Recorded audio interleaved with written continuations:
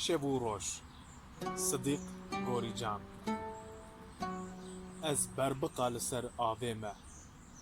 لبر ونداینه ما شب و روش دناو بقبقو بجقینه لسر پقیانه ما شب و روش لدف بحر و دراوان لدف چمو ناف پیلان لنوال و چراوان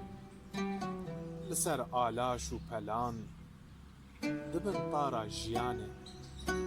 دپفم بشاهی و جانه سال 12 هیامه بربقا لسر آوه ما هەو دخویم و دبم بەرزە ناو لە من تەب سڕ و ڕازە کەتمە ناو مەلحەزێ دگەزگەزم شەو و ڕۆژ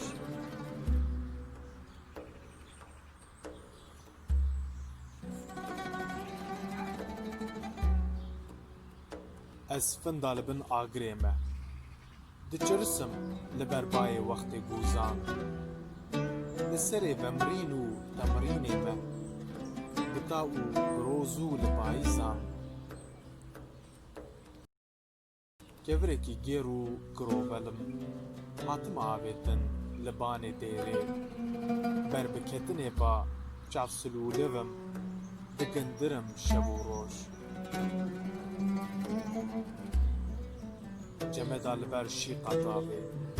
bar û piştiyê evrê min e ezim derwêşê Bexdayê semyan dihele û dinizile hişk û ziwa dibim û dibim çend beyt û qewl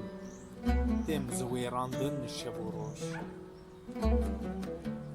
ez berbiqa li ser avê me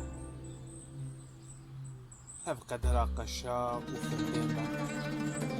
didanim leعنîya kevirê ketî diteqim li baltefîna cemidê ez dilopa li nav avê me